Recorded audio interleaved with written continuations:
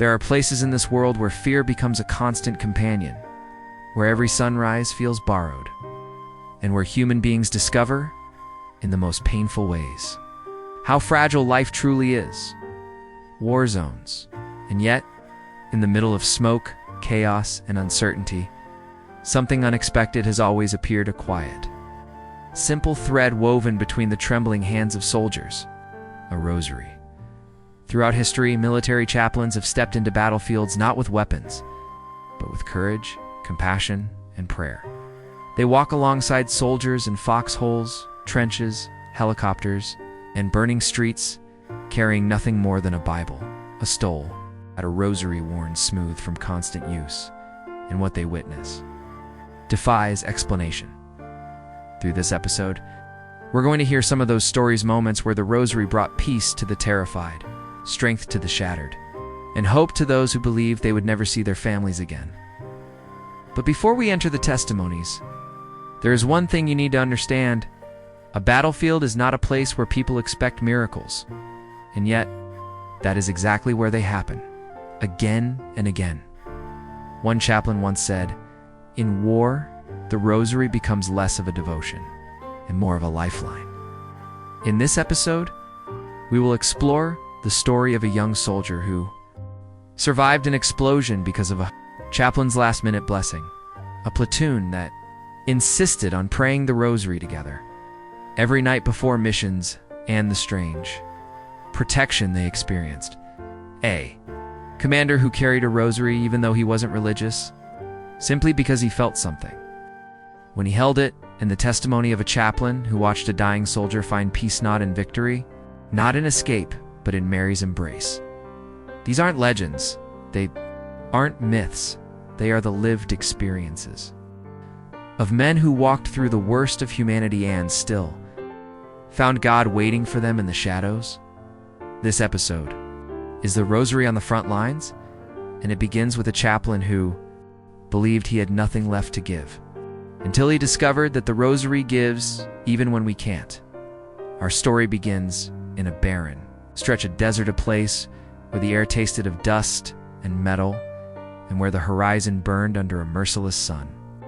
Chaplain Major Andrew Keller had been serving with his unit for 7 months. 7 months of sleepless nights, frantic medevacs whispered confessions, and funerals carried out in silence under foreign skies. He often wondered whether his presence really mattered.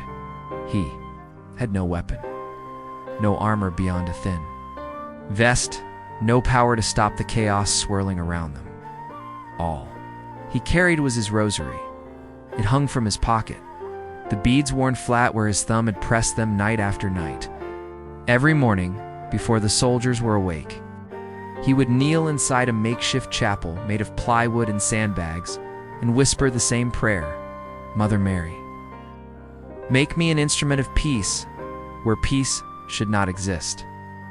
One evening, as his unit prepared for a night mission, an explosion ripped through the camp with a force that seemed to tear the sky open. The ground shook.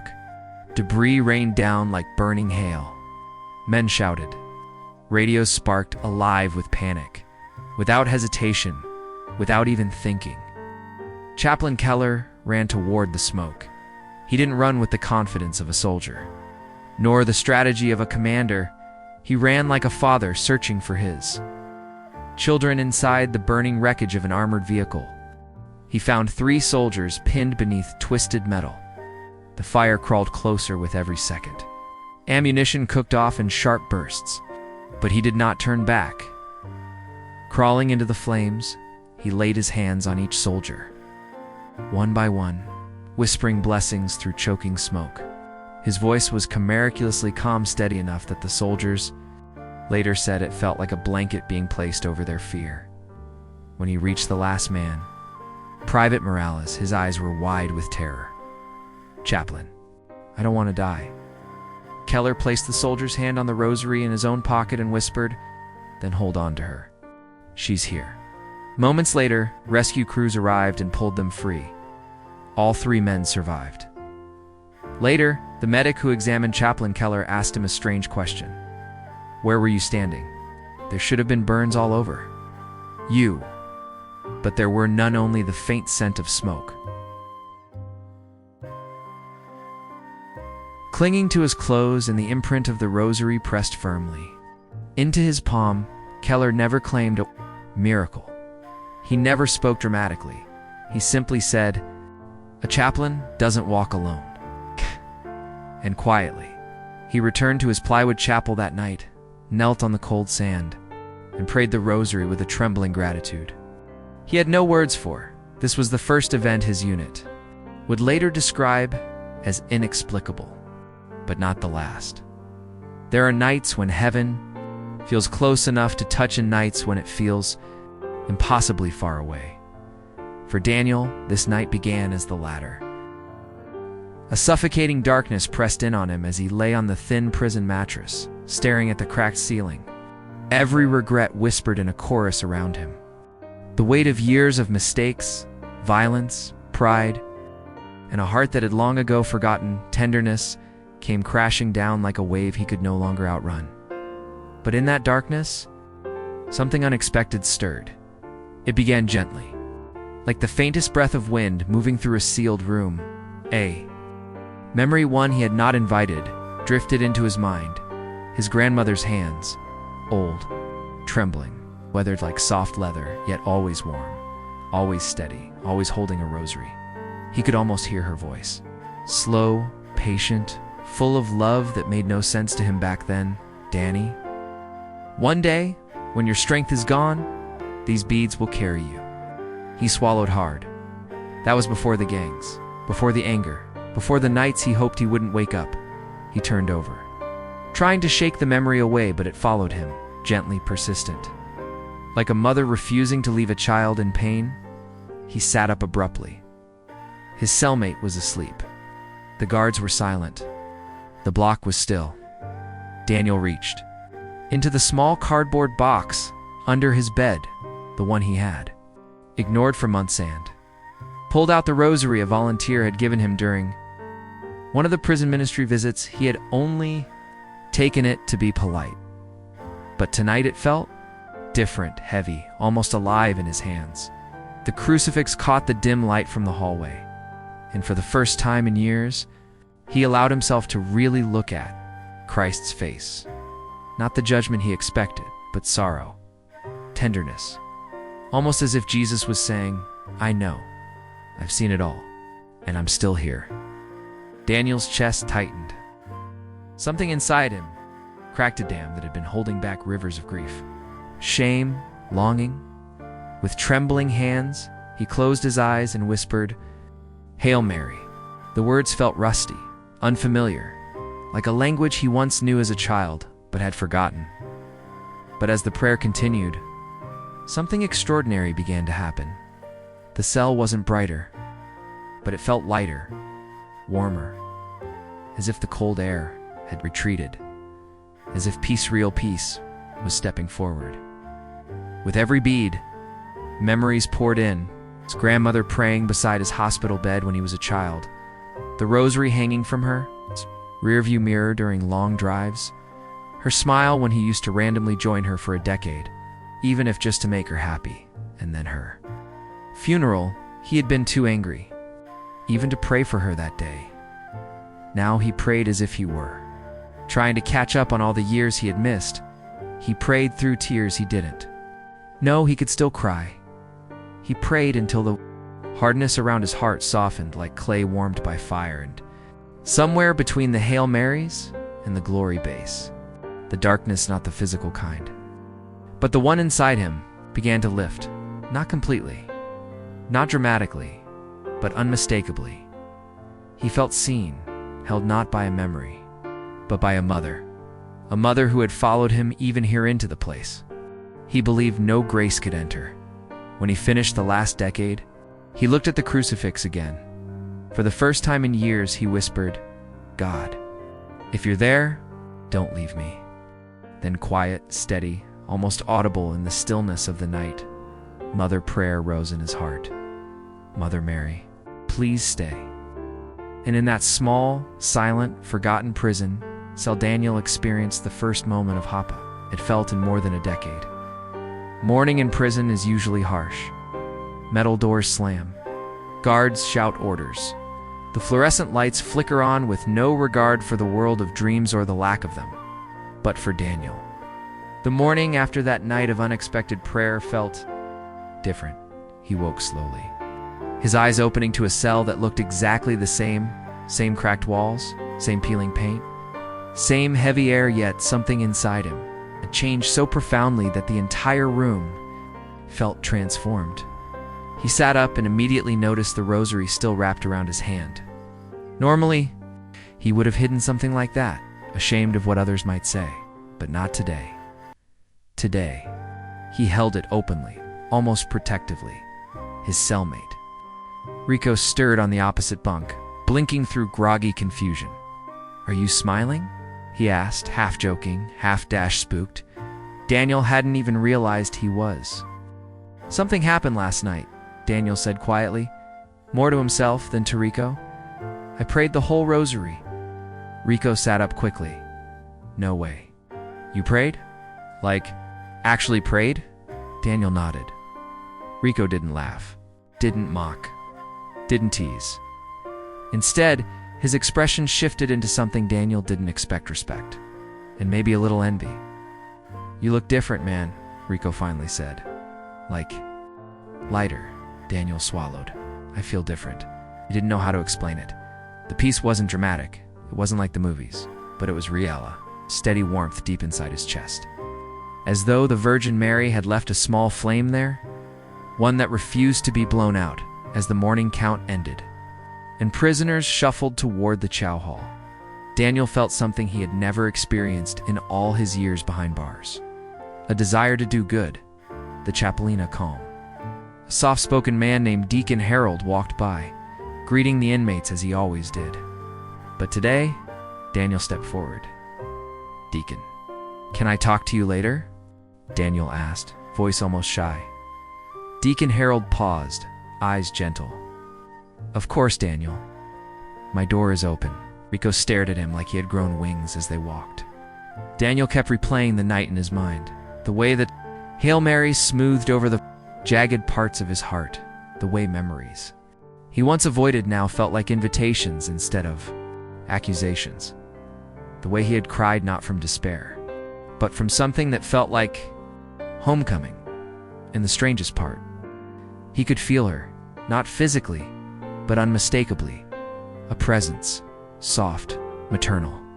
Steady as if Mary herself had stepped into his darkness and refused to retreat during breakfast. Daniel didn't touch his food. He couldn't stop thinking about the grace he had felt. Like cool water poured on a soul long scorched by anger and sin, for the first time in forever. He whispered grace over his tray of oatmeal and stale toast. A few prisoners glanced at him, confused. One snorted, another chuckled. Daniel didn't care. Something within him had shifted, and the opinions of men who knew only his past could not shake the new path forming beneath his feet. After breakfast, during yard time, Daniel walked the perimeter alone. He looked at the razor wire, at the guard towers, at the men pacing like trapped wolves, and he felt a truth settle in his spirit. Freedom isn't about walls or fences, it begins in the heart. The rosary in his pocket felt like an anchor not weighing him down, but keeping him steady. He whispered a decade under his breath as he walked. Each bead reminded him of the night. Mary had found him not in a church, not at an altar, but in a place the world had written off as hopeless. And as he prayed, something unexpected happened. 3 other inmates, men he would have once crossed the yard to avoid, began walking near him. Not close enough to intimidate, but close enough to listen. One of them, a large tattooed man named Delgado, finally spoke. "You praying, man?" Daniel nodded slowly. Delgado hesitated, rubbing the back of his neck with an awkwardness that did not fit his size. "My abuela used to pray the rosary," he said quietly. "Haven't heard that in a long time." Daniel offered a small smile. "You can pray with me if you want." Delgado looked startled, then strangely relieved. "Yeah, maybe I do." And so, under a gray prison sky, surrounded by walls designed to break spirits and bury hope, Men who carried scars on both skin and soul began walking together, silently, reverently. Bead by bead, Mary had entered Daniel's cell the night before. Now she was entering the yard. Grace was spreading quietly, steadily like dawn, edging over a long, dark horizon. When evening returned to the prison, Daniel felt as though he had lived an entire lifetime in a single day. The yard prayer had been small, quiet, almost hidden, yet something about it felt monumental, as if heaven had paused to watch men rediscover the dignity they had forgotten they possessed. Back in his cell, he placed the rosary on the narrow metal desk and stared at it for a long while. A child's rosary, plastic, fragile, cheap, by every earthly measure, but heaven did not measure things the way man does in the hush of the cell block evening. Daniel sensed it again, that tender presence that had wrapped itself around him the night before. The Virgin's nearness was not dramatic, not overwhelming, but gentle, almost motherly, like a warm shawl placed around cold shoulders. He bowed his head. "Thank you," he whispered, and as he prayed that night, he realized something astonishing. He was no longer praying alone. The cells around him, separated by concrete and thick steel, other voices had begun to murmur, faint, tentative, uncertain, but praying. It was as if a spark had ignited in the yard and now flickered across the entire cell block. Men who had once mocked religion now whispered fragments of prayers their grandmothers had taught them. One sang a hymnofki, but achingly sincere. Another softly recited Psalm 2:3. Daniel felt tears warming his eyes. Grace was spreading through the prison like incense, drifting into every forgotten corner. A week later, at Sunday service, the chaplain stood before a room filled with more inmates than Daniel had ever seen attend. 40 men hardened by violence, abandonment, addiction, and loneliness filled the chapel. Several held rosaries. A few wore expressions of nervous curiosity. Others wore something else entirely. Hope after Mass. Deacon Harold pulled Daniel aside. "I've served here for 14 years, the chaplain said quietly, "and I've never seen a movement like this." He placed a gentle hand on Daniel's shoulder. "What happened to you?" Daniel swallowed hard, unable to find words. "I prayed," he finally managed, "and she came." The chaplain nodded slowly, and in his eyes Daniel saw reverence, not for him, but for the mother who still walked into the darkest places of earth. Weeks turned into months. Discipline. Reports dropped. Fights decreased. 3. Men asked for baptism. Others requested Bibles or rosaries. A few joined a weekly prayer group that the chaplain eventually called the Beads of Hope Circle. And Daniel, the man who once felt like a broken piece of humanity tossed aside by the world, became, without meaning to, the quiet center of a spiritual renewal within stone walls. Yet the greatest miracle happened. The day he was unexpectedly called to the warden's office, his parole date had been moved forward. The warden handed him a folder. "Your record these past months is spotless," he said. "Your chaplain speaks highly of you. Several inmates have mentioned you helped them turn things around." The warden closed the folder and leaned back. "You'll be released next month." Daniel sat frozen, not from disbelief but from awe. A single rosary, a single night of prayer, and now freedom. The day Daniel walked out of the prison gates, holding a small paper bag with his few belongings, he paused before stepping into the sunlight. He reached into his pocket and pulled out the plastic rosary. It had changed color, slightly worn, softened, the beads dulled from months of use. He rolled it between his fingers. "Thank you, Mama," he whispered, "for finding me." Outside the gates? The chaplain waited, leaning on his car. "You ready to start over?" he asked. Daniel smiled, a smile, unburdened. "At last, with God's help," he said, "yes." As they drove away, the prison grew smaller in the rearview mirror, but the miracle that had begun inside its walls continued to burn in Daniel's heart, for he knew now, with clarity that could never be shaken, No place is too dark for Mary to enter. No heart is too hardened for grace to soften. No life is too broken for God to rebuild, and sometimes all it takes is one rosary, prayed in the deepest night to open a door to freedom, both inside and out.